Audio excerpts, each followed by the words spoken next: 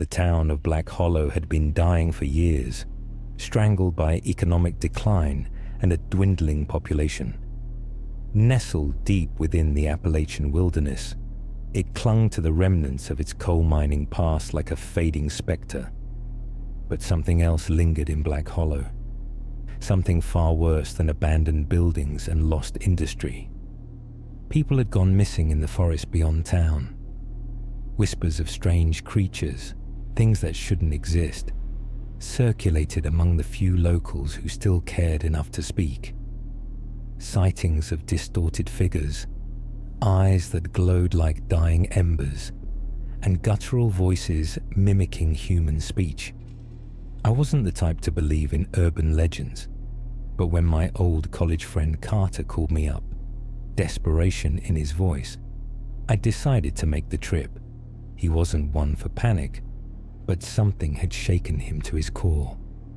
The three of us, me, Carter, and his younger sister Evelyn, set off toward the heart of the Black Hollow forest, where his closest friend Lucas had vanished 2 nights before.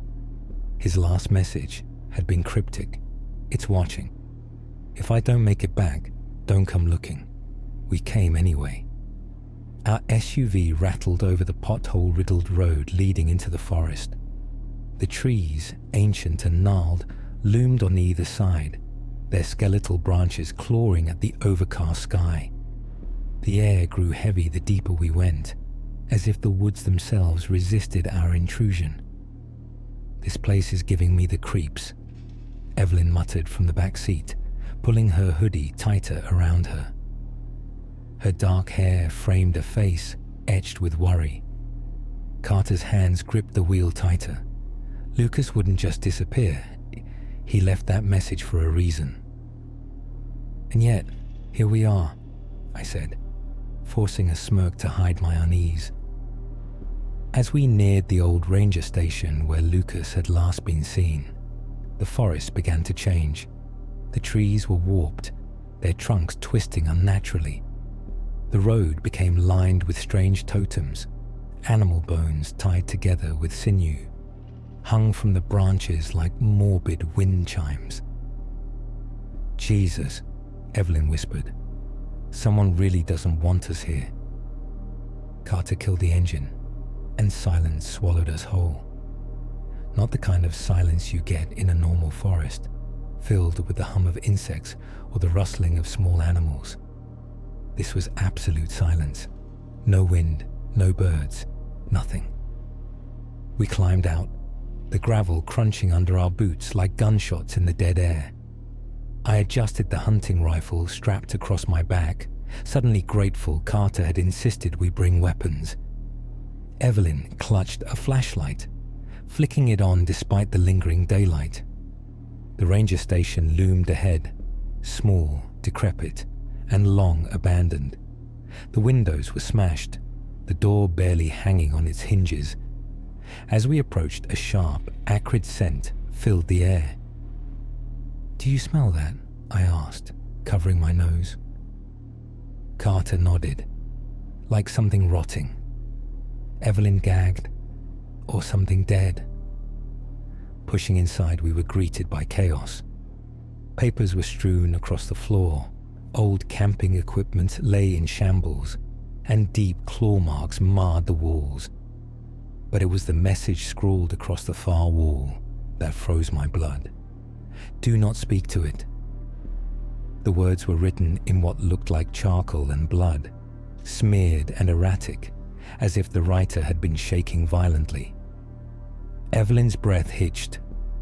"Lucas." Carter grabbed my shoulder. "Look at this." On the dusty floor, fresh footprints led to a trapdoor behind the desk. I exchanged a wary glance with Carter before kneeling down and pulling it open. A stench of decay rolled out, thick enough to make my eyes water. Beneath us was a root cellar, dark and yawning. I flicked on my flashlight and peered inside. Something stared back. Eyes, not human, but too intelligent, glowed like dying coals in the shadows. A shape, tall and wrong, crouched in the darkness. Its skin was stretched too tight over its elongated limbs, and its mouth wasn't right. It smiled, wide and unnatural, filled with rows of needle-like teeth. Then it spoke. Lucas's voice exactly. "Guys." Evelyn let out a strangled noise, stepping back. Carter reached for his gun, his face pale as death. I shut the trapdoor.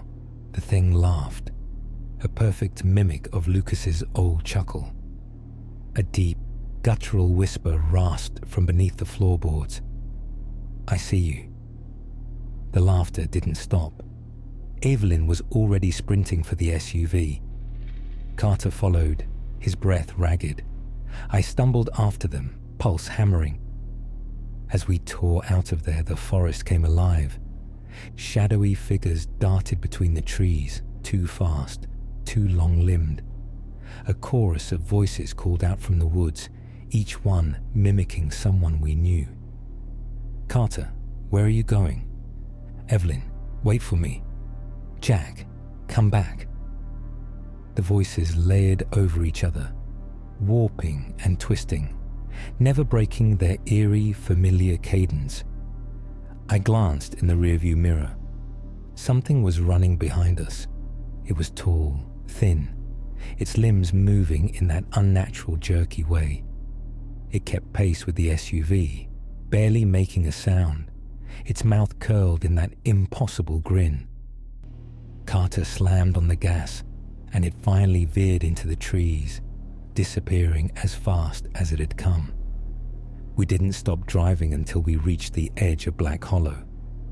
Silence hung between us, thick and suffocating. Finally, Evelyn broke it. That was not Lucas. Carter's hands were still shaking. "Number." It wasn't. I stared out the window, my mind racing. The message in the ranger station echoed in my head. Do not speak to it. We had broken that rule. And whatever was out there in the forest of Black Hollow, it knew our names now. What do you think was lurking in the Black Hollow woods? What do you think happened to Lucas? Drop your thoughts in the comments. Do you believe in mimic cryptids or creatures that can imitate human voices? Let's discuss. And stay tuned for the next chapter, where we dive deeper into the nightmare lurking beneath Black Hollow. Don't forget to like, share, and subscribe if you want more horror stories like this.